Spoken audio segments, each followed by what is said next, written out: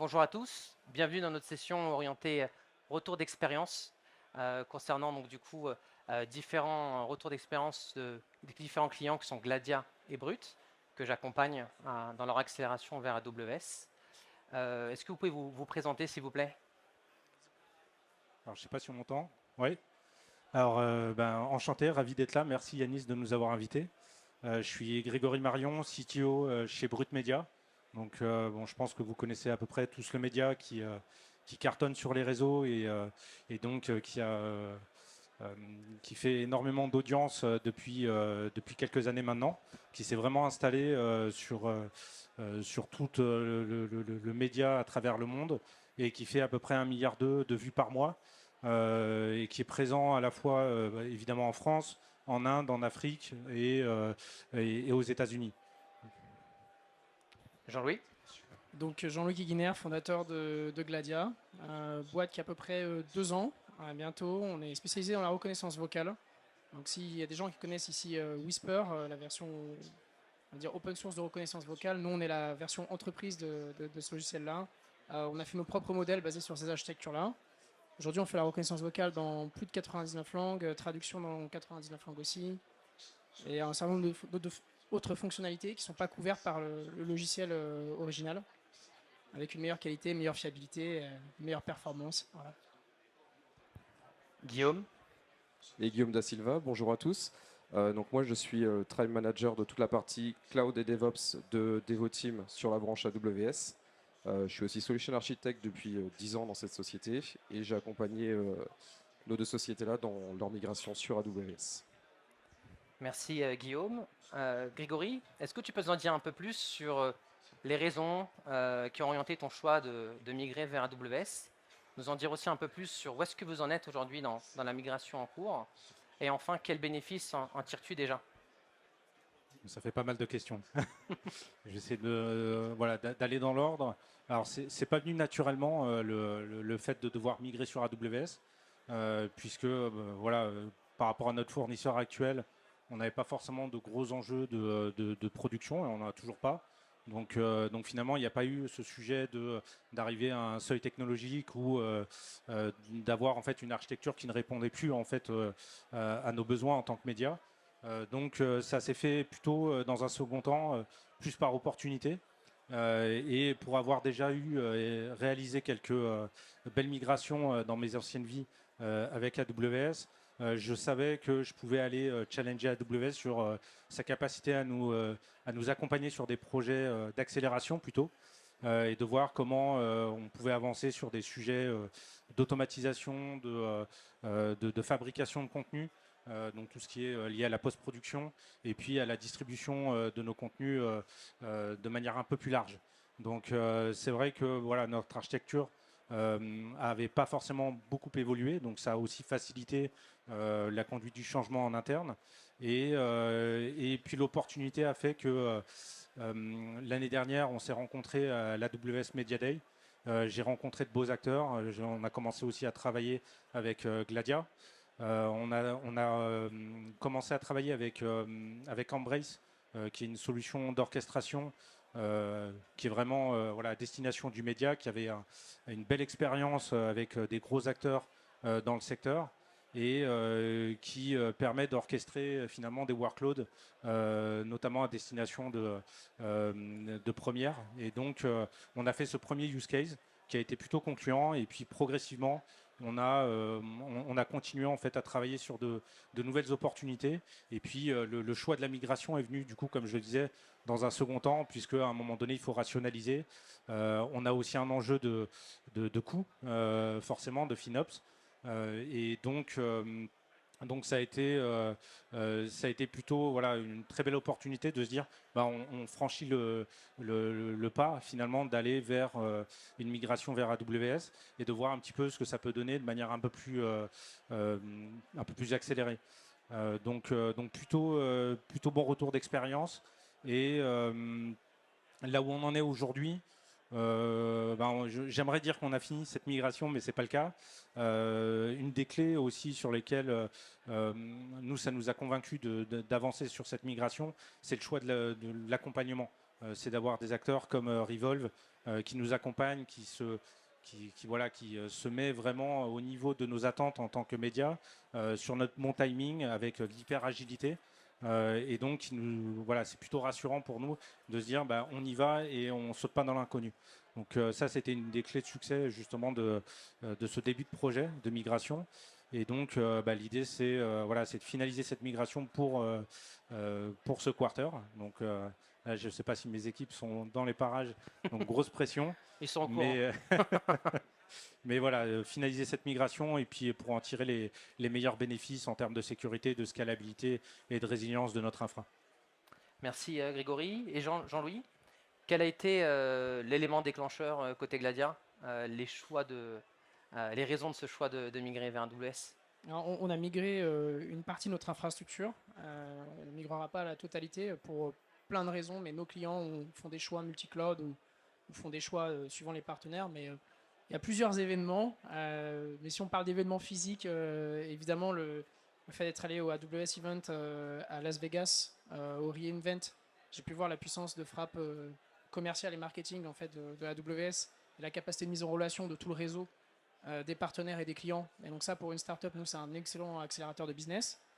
La deuxième, c'est qu'un des enjeux pour nous de croissance, c'est passer aux États-Unis. La marque AWS est extrêmement forte là-bas, avec déjà un réseau qui est implanté dans les entreprises. Donc vous avez déjà un pied dans l'entreprise que vous targetez, que vous avez l'objectif d'aller chasser d'une certaine manière. Donc ça, c'est deux éléments principaux qui nous ont amenés là, avec des clients qui nous demandaient d'être dans la marketplace, qui nous demandaient d'avoir des déploiements sur leurs infrastructures, dans leur VPC, au sein de leur environnement. Ce pas des choses qui sont toujours évidentes quand on vient d'un autre cloud provider. Moi, j'ai un background dans un cloudeur concurrent. Du coup, il y a beaucoup de remises en question. Il y a eu plein de choses qu'on jouait, mais je dirais la marque, d'un premier temps, le réseau, la communauté, la fiabilité, la disponibilité. Nous, on travaille beaucoup avec les GPU. Savoir qu'il y a systématiquement assez de GPU, savoir qu'il y a systématiquement les dernières générations de GPU qui sont là. Il y a aussi quelque chose, j'en parlerai peut-être un peu après, mais le fait que AWS travaille sur des alternatives, même si elles sont en hardware propre, je pense à Inferentia ou Trainium ou des choses comme ça, nous, ça nous rassure sur l'avenir et l'agnosticité du portefeuille de hardware que AWS peut fournir, donc pour l'avenir. Et donc voilà, et puis il y avait autre chose, c'était le LED de Devoteam. On les a rencontrés, ça n'a pas été toujours facile pour vous, vous avez tenu bon parce que je suis une tête de mule. Mais voilà, la capacité à ramener des super acteurs pour nous aider dans la transition, parce qu'on n'a pas que ça à faire que de migrer d'un cloud A à un cloud B.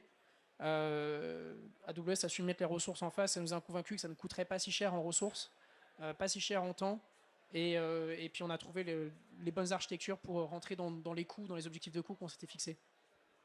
Voilà. Merci Jean-Louis.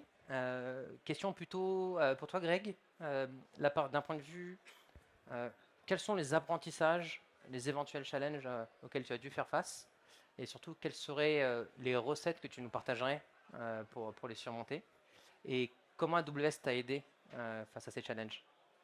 Alors les recettes, je les garde pour moi. Non, mais si j'avais la recette miracle, évidemment, ce serait beaucoup plus simple. Je crois que le gros challenge chez Brut, c'est que on est un média, c'est pas une boîte tech à l'origine, elle s'est montée sans la tech, en tout cas avec très peu de tech. Et donc le fait d'amener ce projet de migration, de transformation, d'avoir un plan global presque d'entreprise, le challenge, ça a été vraiment d'embarquer un maximum de monde dès le début, d'essayer de partager aussi les retours d'expérience, d'essayer d'anticiper les effets de seuil, de ne pas se transformer à terme dans une organisation finalement à réaction qui subit sa production, mais plutôt qui recommence, enfin qui continue à innover et qui anticipe beaucoup mieux en fait ces effets de seuil. Donc plutôt compliqué, comme je le disais tout à l'heure, on n'avait pas forcément de gros enjeux de production.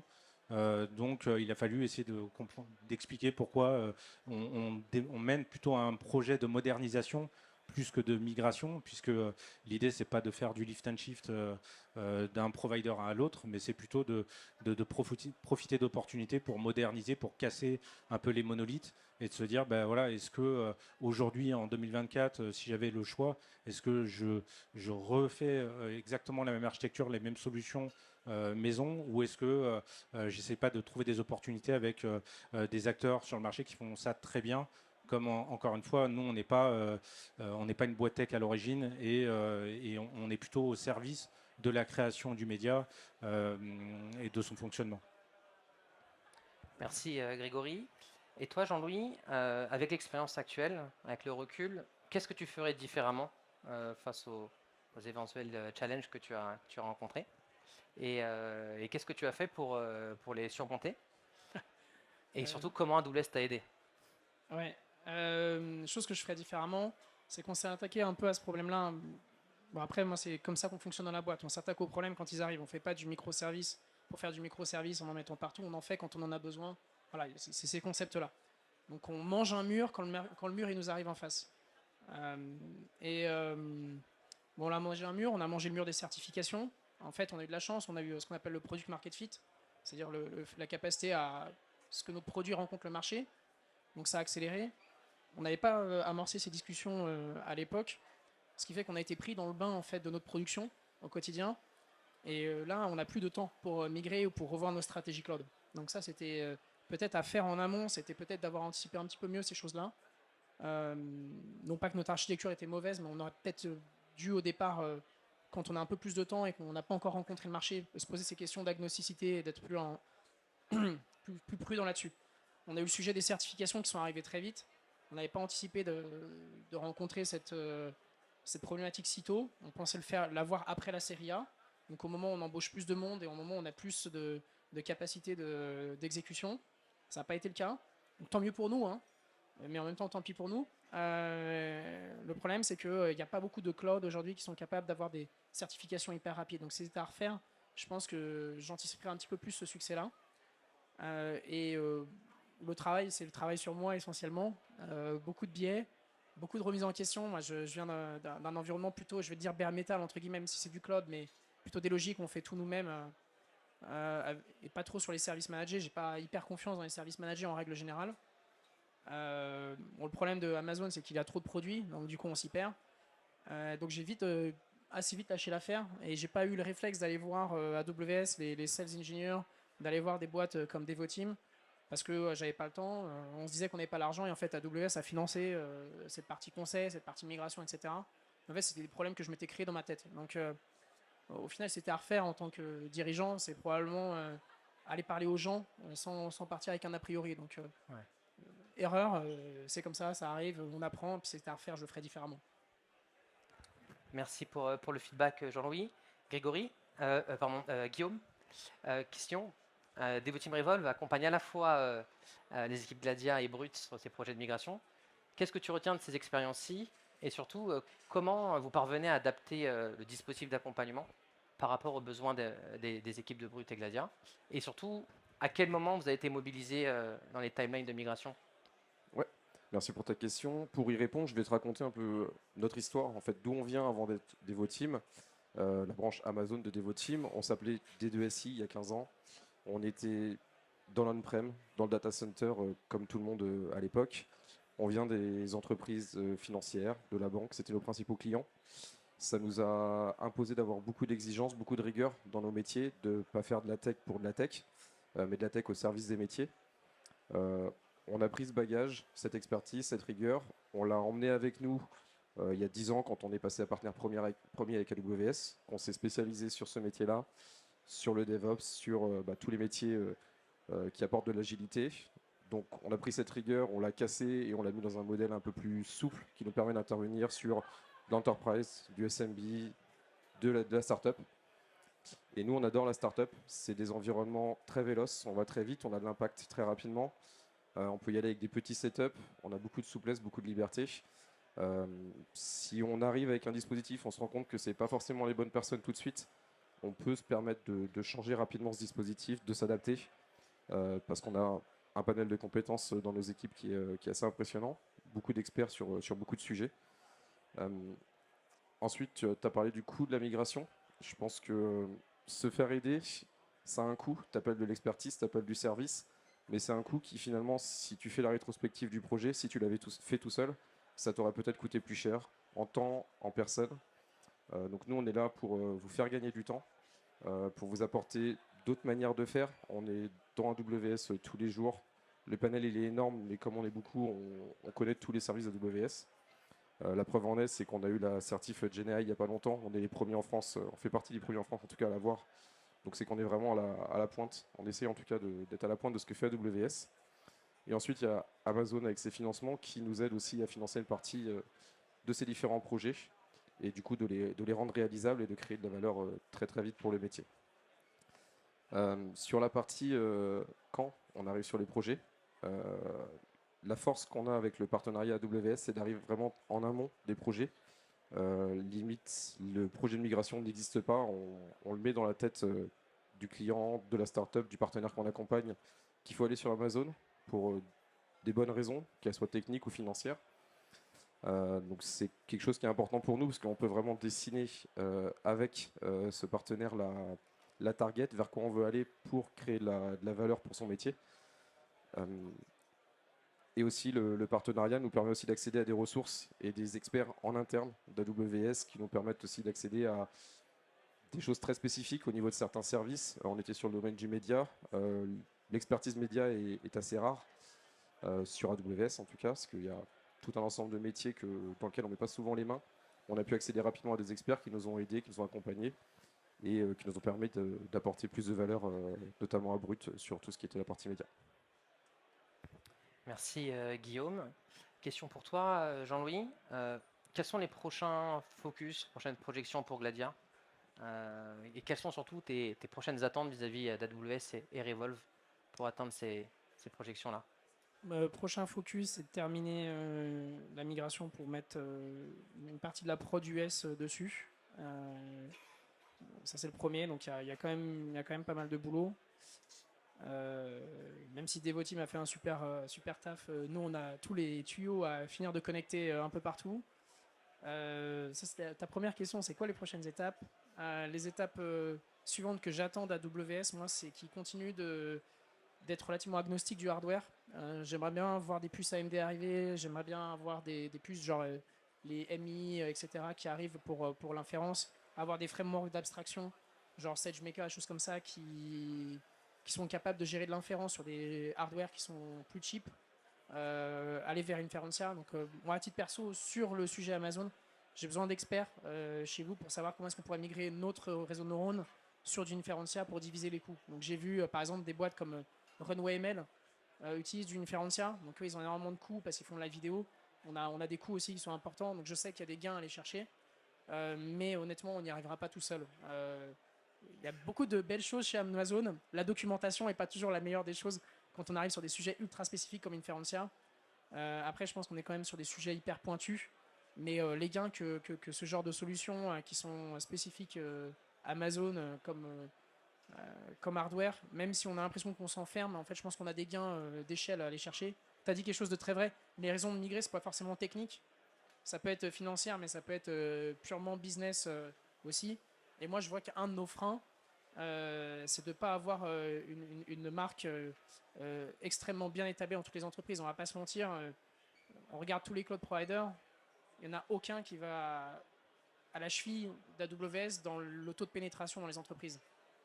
Toutes les entreprises ont à minima un produit sur AWS. Donc en tant que startup, moi, c'est évident que c'est un plan de développement pour nous. Donc la partie technique Inferentia, et l'autre, c'est je vais venir te chatouiller, c'est que je veux les contacts des clients pour rentrer dans les comptes. Mais ça fait partie du jeu parce que moi, je leur offre un super bon service. Ça reste chez vous, vous gagnez en infrastructure, on gagne en service, et le client gagne en qualité de service, et nous, on gagne en termes de footprint où on veut s'étendre. Donc c'est du gagnant pour tout le monde.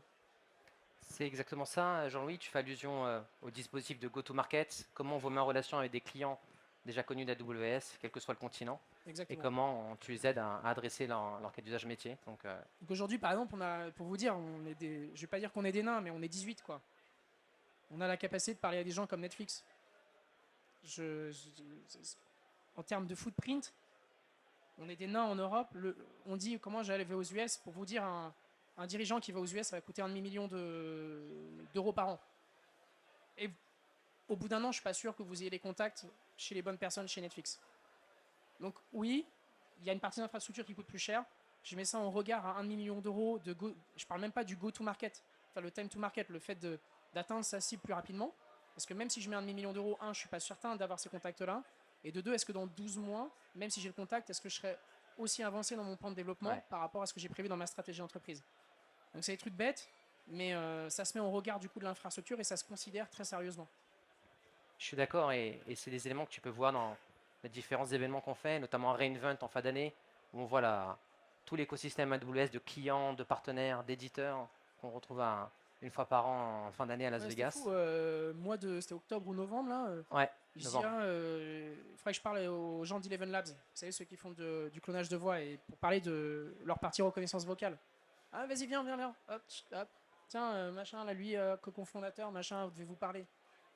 Combien de temps ça m'aurait pris d'avoir ce contact-là? Des mois, et encore, est-ce qu'on aurait eu un contact autour d'un verre un soir après une bière? Je suis pas certain, quoi. Donc c'est certain que ça se considère très fortement. Je suis d'accord. Merci Jean-Louis. Grégory, même question pour toi. Quels sont les prochains focus chantier côté brut et quelles sont tes attentes vis-à-vis d'AWS et de Revolve pour les atteindre? J'ai à peu près les mêmes attentes que Jean-Louis en termes d'accompagnement et de mise en relation. Et effectivement, je pense, c'est ce qui fait votre force aujourd'hui, c'est la mise en relation avec les meilleurs acteurs du marché. On l'a vu avec les opportunités qu'on a pu avoir l'année dernière avec Embrace, Gladia, et puis cette année avec Mistral, 12 Labs. Donc c'est des acteurs sur lesquels on va tester pas mal de choses. On a fait le tournant, le virage technologique autour de l'IA il y a quelques temps de notre côté, mais il y avait une question aussi de maturité sur les solutions, de se chercher, est-ce qu'on fait du make ou on fait du buy de solutions. Donc on a fait pas mal de tests dans un objectif d'automatiser tous nos workflows de création et de post-production.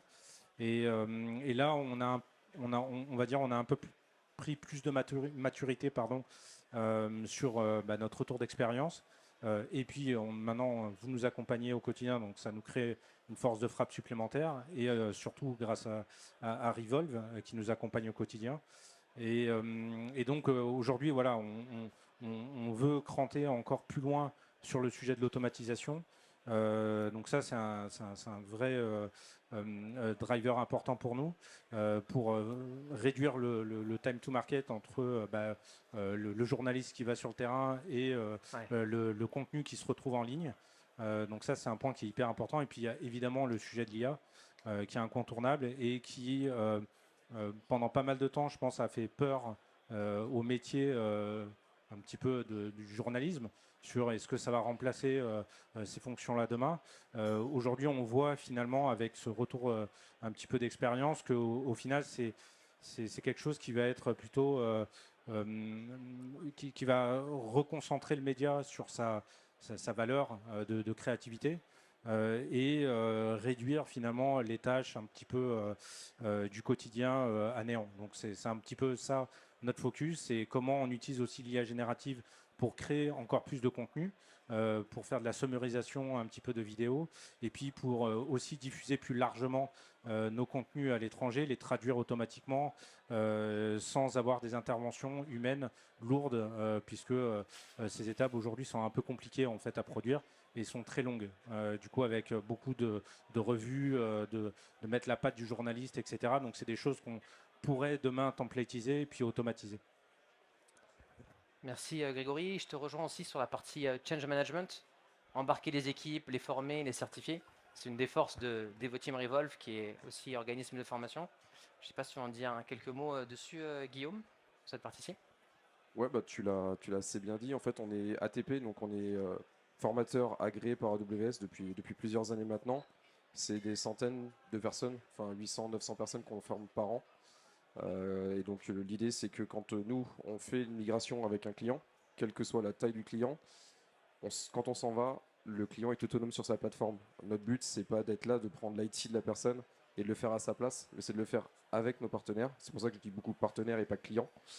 C'est de le faire avec vous, de le construire, de vous former, de vous rendre autonome sur votre plateforme. Et voilà, quand on s'en va, vous n'êtes pas lié à notre prestation, à notre expertise, et on peut partir sereinement et on sait que vous avez les clés de votre plateforme quand on s'en va. Merci Guillaume. Il nous reste 3-4 minutes. Un petit mot pour conclure. Jean-Louis? Ouais, je rebondis vite fait pour vous dire le niveau d'intégration. Les équipes de Devoteam, elles sont sur notre Slack et elles ont tous un email Gladia. Et on partage les repos, on partage les comptes et tout ça. Donc c'est comme si c'était dans la boîte. Des meetings toutes les semaines de synchro. Enfin voilà, c'est vraiment très chouette. Pour ma part, c'est remercier Devoteam pour l'accompagnement, AWS pour avoir forcé. C'est des forceurs, donc ils ont forcé bien. Mais heureusement, parce que maintenant on commence à en voir les fruits, donc c'était top. Il faut vous continuer à développer cet esprit startup, c'est une super bonne chose. Et puis encore une fois, je le réitère, mais vous remercier d'avoir tenu parce que je suis vraiment une tête de mule, donc il a fallu que je me remette en question sur pas mal de choses. Donc merci beaucoup pour votre confiance. Merci Jean-Louis. Non, je tiens à remercier effectivement, comme Jean-Louis, Revolve sur sa capacité à s'immerger dans notre quotidien, dans un contexte qui est un peu compliqué, puisque comme s'immerger dans un média, c'est pas forcément simple, et avec probablement un peu de réticence quand on voit arriver des équipes externes sur nos process, comme lui disait Jean-Louis, accéder à nos repos. Et donc ça peut faire peur, mais je pense qu'ils sont suffisamment intelligents pour savoir où est leur valeur ajoutée et créer de l'autonomie. En fait, pour moi, ça c'est un des facteurs clés du succès de notre projet, c'est l'autonomisation des équipes. Et donc ça, ils savent très bien le faire, ils savent nous accompagner, ils savent nous former aussi, nous reskiller. Et donc ça, voilà, donc encore merci à vous pour votre accompagnement. Et puis non, merci à toi Yanis, parce que ça fait des années qu'on se suit. Ouais. Donc voilà, vous savez où nous trouver. Donc c'est top. Merci. Et toi Guillaume? Petit mot pour conclure. Ouais, je vais faire classique, les remerciements aussi. Je pense que c'est important de vous remercier pour la confiance que vous nous avez attribuée. Voilà, comme tu l'as dit, Jean-Louis, on est très intégré dans votre écosystème. On a la main partout sur votre code, sur votre infra. On se fait confiance, on travaille ensemble, c'est important de le souligner.